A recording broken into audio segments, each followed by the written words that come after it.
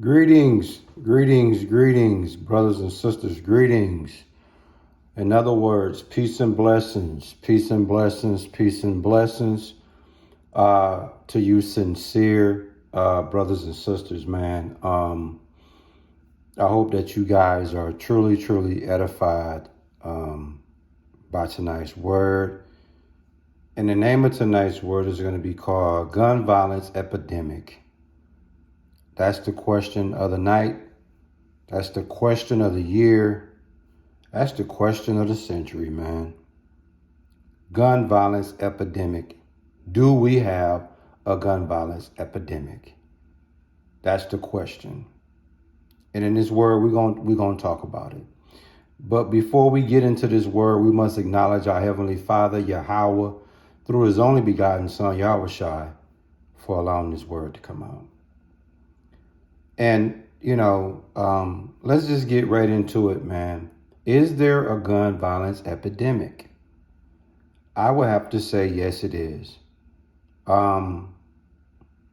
It's so many murders taking place. You can't even keep up. And we're not just talking about here in Milwaukee, Wisconsin, but all over the world, man. It's just disturbing when you really take time and just sit back and look at the leading cause of black homicide. It's exactly what you see on the screen. Firearm, gunshots. That's the leading cause of black homicide. Firearms, guns, and ammo, man. In other words, people are killed. Leading cause of death for black homicide cases is guns being involved. Here in Milwaukee, Wisconsin, as of today, August 7th, 2023, there's 110 plus murders here in Milwaukee, Wisconsin. And the age group that have suffered the most homicides in that 110 plus would be ages 18 to 29. Okay. And when it comes to all the races that represents the 110 plus murders, 75% of the 110 plus murders are black individuals, victims. And 68% of these 110 plus murders, charges have not been filed, which means you have almost at least 75 to 80 of these murderers is on the street. Out of 110 plus murders, at least 80 of them have not been charged, which means it's at least 80 people on the street right now that are active murderers with weapons. Now, I want you to pause and just think about what I just said. There's at least 80 people, okay? It's been 110 plus murders. At least 80 of those murderers are still on the street. They haven't been charged, which means the police either don't know who it is or they haven't caught the individuals. Either way it go, you got at least 80 murderers on the street right now with guns and ammo. That's a problem. That's a problem, man. As I get into this word, man, I really got to stress this.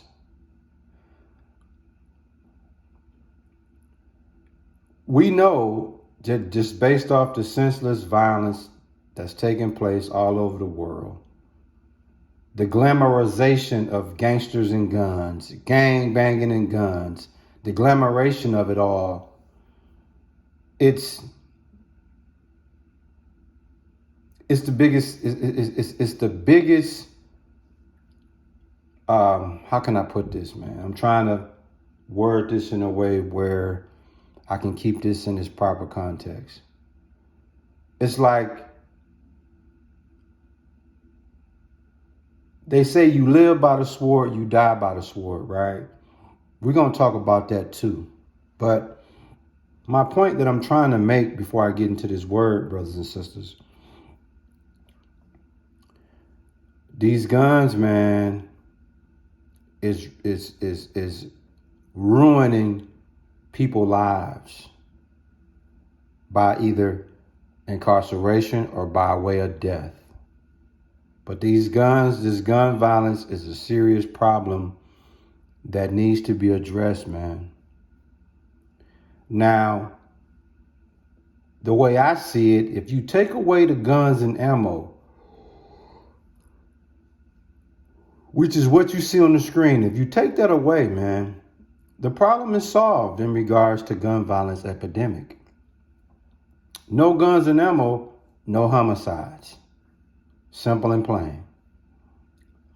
Now, I'm going to pose this question, and that question is, do guns have legs? And do they just post up in the black communities telling Jake you could have me free of charge and free bullets come with it? Is that what's happening with the guns today? Absolutely not. Somebody is putting those guns there, okay? In other words, these guns is readily accessible to the black community. And it's a big business in black homicides, man. Listen what it says in Proverbs 10:2. Treasures of wickedness profit nothing, but righteousness delivered from death. The point that I want to speaking on is treasures of wickedness. Funeral homes in the black communities is not complaining about the increased black homicides. They ain't complaining. You organ donor corporations that make big money off black organs, they ain't complaining. You got Big Brother, aka them people in them, aka Elvis in them, aka Grape Drink. They sitting back and watching Jake get slaughtered, from babies, from toddlers to children to young adults, teenagers, young adults, senior citizens, all different age groups. They just sitting back watching this violence continually take place and destroy us. There's no severe penalties in place, obviously, with these people with these guns. If I had my way, it would be a 20-year sentence for illegal gun possession. And you get extra years if you got bullets with the gun.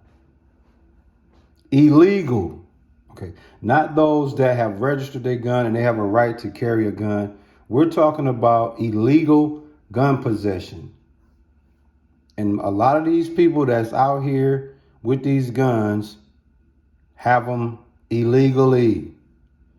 So if you put out a severe penalty, 20 years for illegal gun possession, and you get an extra year per bullet with ammunition that you have, I think that will curb a lot of this reckless abandonment, man. It's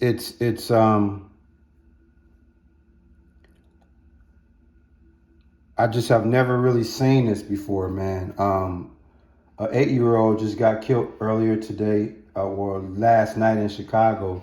It made the news today. The elder, sent me that news clipping. An 8-year-old girl was shot in the head, man. Point blank range. It wasn't no intended target for somebody else and the bullet just hit her. No, this person seeked out an 8-year-old and murdered her by way of gun. But see, I'm going to tell you something, brothers and sisters. In the ancient times, guess how you settle disputes? You knuckle up. That's how you settle disputes. It wasn't even no guns in the ancient times, and you won't find no guns in the Bible. A sword was considered a weapon. You heard me earlier speak about live by the sword, die by the sword. Nowadays, people interpret that as live by the gun, die by the gun. But this was not the case, okay? Let me bring out Exodus 21, 18 and 19, because this is how men settle their disputes, their beefs and whatnot.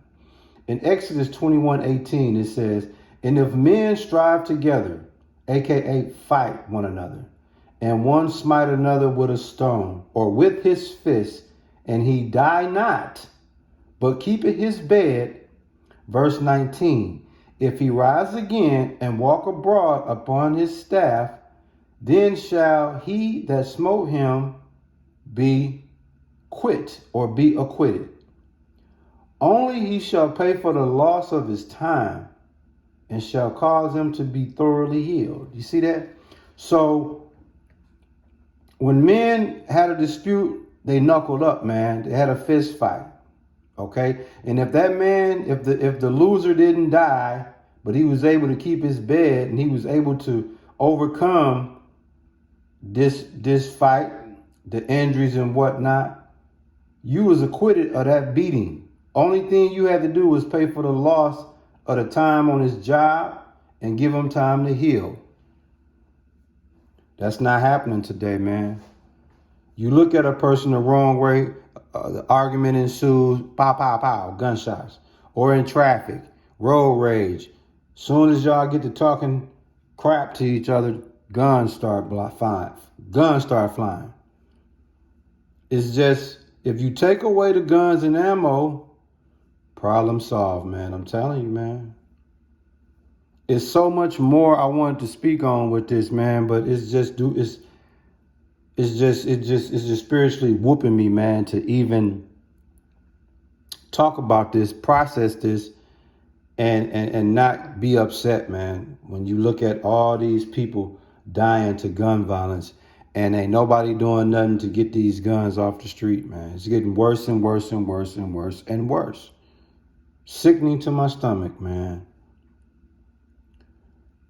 If anybody that's watching this video have lost a family member due to gun violence, my heart goes out to you. Because you of all people understand that there needs to be some type of solution to this gun problem, man. Because the powers that be, it appears to me this is exactly what they want us to be doing. When we're talking about us, we're talking about so-called blacks. They want us to kill ourselves, man. It's almost like a underground depopulation agenda being played out, and nobody's paying attention to it. Sad, man. It's sad. I hope you sincere brothers and sisters, man, were truly edified by this word. And we give all praises, glory, and honor to our Heavenly Father, Yahweh, through his only begotten Son, Yahushua, for allowing this word to come out, man. Stay prayed up. And listen, man, stay out of the way and fear the Lord, be obedient to him, and continue to ask him to bestow grace, mercy, and favor upon you all, man. Shalom.